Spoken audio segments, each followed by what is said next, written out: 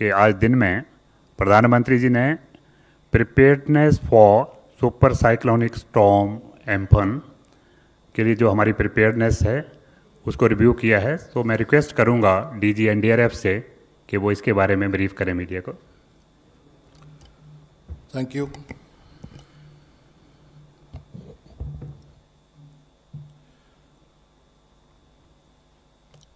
Cyclone Amphan की जो अभी की स्थिति है वो ये है कि 2 दिन पहले इसका स्वरूप सीवियर साइक्लोनिक स्टॉर्म या वेरी सीवियर साइक्लोनिक स्टॉर्म के रूप में उभरने की बात थी, लेकिन आज यह एक सुपर साइक्लोन में कन्वर्ट हो चुका है, परिणत हो चुका है। ये बहुत ही सिग्निफिकेंट डेवलपमेंट है। ये सिग्निफिकेंट इसलिए है क्योंकि 1999 अक्टूबर उड़ीसा में सुपर साइक्लोन आया था। उस वक्त के बाद से आज के डेट में इतने सालों बाद ये दूसरा super cyclone Bay of Bengal में, बंगोपसागर में आ रहा है। और ये इसलिए सिग्निफिकेंट है क्योंकि इसकी विंड स्पीड उस सुपर साइक्लोन से मैच कर रही है। और फिलहाल जो सुपर साइक्लोन का डेफिनेशन होता है उसके बारे में तफसील से महापात्रा साहब बताएंगे, जो आईएमडी के डायरेक्टर हैं, डीजी हैं। लेकिन मैं इतना बता दूं कि super cyclone 250 kilometres per hour की स्पीड से विंड स्पीड होता है। और अभी जो सूचना है ये 20 तारीख की सुबह या दिन में किसी वक्त या दोपहर तक लैंडफॉल करेगा। लैंडफॉल पश्चिम बंगाल के दीघा और बांग्लादेश के हटिया द्वीप के बीचों बीच किसी जगह हो सकता है। अगर उसका एक आकलन लिया जाए तो ऐसा प्रतीत होता है कि सागर द्वीप या काक द्वीप, ये दोनों द्वीप हैं डेल्टा में, और वहाँ पर कहीं लैंडिंग हो सकती है। दोनों ही रिहायशी इलाके हैं, काफ़ी ज़्यादा पॉपुलेशन है। इसके अलावा उड़ीसा का जहाँ तक सवाल है, उड़ीसा के उत्तर पूर्व के जो तटवर्ती ज़िले हैं, मसलन भद्रक, बालासोर और मयूरभंज, ज़्यादातर इसमें भद्रक और बालेश्वर अफेक्टेड होने की संभावना है। और ये तटीयवर्ती ज़िले हैं जिससे लगभग सटता हुआ ये साइक्लोन मूव करेगा। ऐसी परिस्थिति में चूँकि एक सुपर साइक्लोन है और जब लैंडफॉल होगा तब भी यह एक्सट्रीमली सुपर साइक्लोन की कैटेगरी में होगा। इसका मतलब है कि जब लैंडफॉल होगा तब भी विंड स्पीड 195 से 200 किलोमीटर प्रति घंटे होगी और रिहायशी इलाके में होगी। इसलिए जो आईएमडी ने प्रेडिक्शन दिया है, जितने भी कच्चे मकान हैं, खपरेल के मकान हैं, छत हैं, पेड़ हैं, नारियल के पेड़ हैं, इस पर काफ़ी सीरियस डैमेज हो सकता है।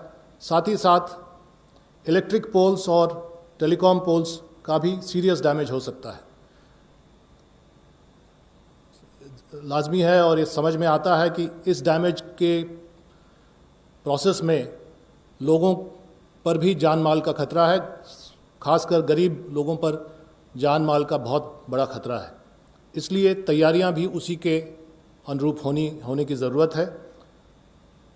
भारत सरकार ने इस डेवलपमेंट को, जिसको एक सडन ट्रांसफॉर्मेशन या रैपिड ट्रांसफॉर्मेशन कहेंगे, कि ये ट्रांसफॉर्म हुआ एक सीवियर साइक्लोन से सुपर साइक्लोन की कैटेगरी में, रैपिड ट्रांसफॉर्मेशन, इस रैपिड ट्रांसफॉर्मेशन के मद्देनज़र इसको बहुत गंभीरता से लिया।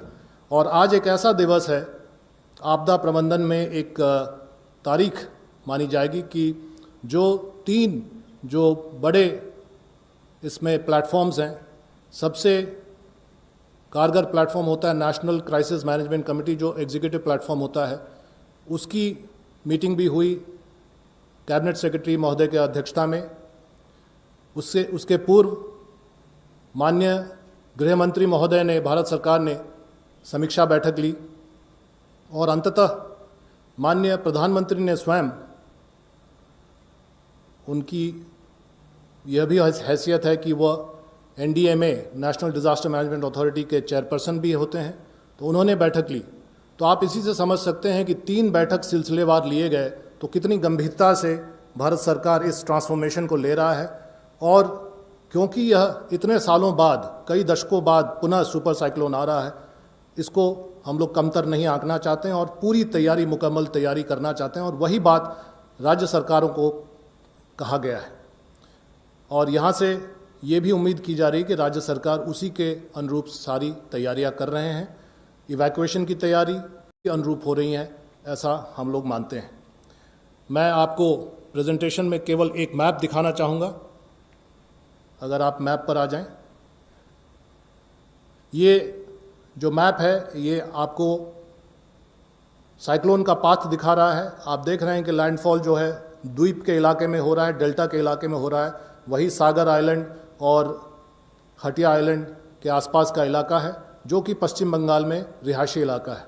और इसी पाथवे के अनुरूप हमारी टीमें भी सजाई गई हैं, तैनात की गई हैं।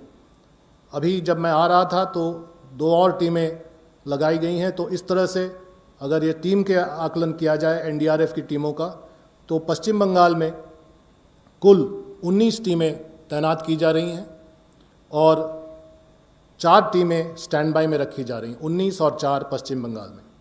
इसी तरह उड़ीसा में 13 टीमें तैनात की जा रही हैं और 17 को स्टैंड बाय में रखा जा रहा है। और एनडीआरएफ की टीमें अपनी अपनी जगह पकड़ चुकी हैं और कुछ टीमें जो ट्रांजिट में हैं वो आज देर रात तक या कल सुबह अपना जगह पकड़ लेंगी। जो टीमें अपनी जगह पर पहुंच चुकी हैं वो अवेयरनेस ड्राइव और सेंसिटाइजेशन का काम तथा इवैक्यूएशन में मदद कर रही हैं। ये जो आपके सामने साइक्लोन का पाथ है, उसी के अनुरूप हम लोगों ने टीम्स को डिप्लॉय किया है। अगले मैप में वो डिप्लॉयमेंट आ जाएगा। लेकिन ये बात मैं आपके सामने रखना चाह रहा था कि इन टीमों के अलावे जो 6 अलग बटालियन हैं एनडीआरएफ के, और भी बटालियन हैं, लेकिन 6 बटालियनों को हॉट स्टैंड बाय में रखा गया है, क्योंकि किसी भी समय और फोर्स की ज़रूरत हो सकती है और एनडीआरएफ यूनिट्स की ज़रूरत हो सकती है। इसलिए 11 बटालियन बनारस, 9वां battalion Patna, 1st battalion Guwahati, 10th battalion Vijayawada, 4th battalion Chennai और कोनम, 5th बटालियन पुणे, इन 6 बटालियन में 4-4 टीमों को हॉट स्टैंड बाय में रखा गया है। और एयरफोर्स से समन्वय है कि C-130 एयरक्राफ्ट के इस्तेमाल करते हुए शॉर्ट नोटिस पर इनको अपने गंतव्य स्थल उड़ीसा या बंगाल लाया जाए अगर ज़रूरत पड़े तो। इसके आगे वाले मैप में आप देख सकते हैं जो तैनाती हुई है, हरे रंग में उड़ीसा की तैनाती है एनडीआरएफ की और ऑरेंज में बंगाल की तैनाती है। इस तरह से आप देख सकते हैं 41 टीमें हैं, जिसमें से 32 टीमें तैनात हो चुकी हैं और 9 टीमें रिजर्व में हैं। ये टीमों की संख्या घटती बढ़ती रहती है।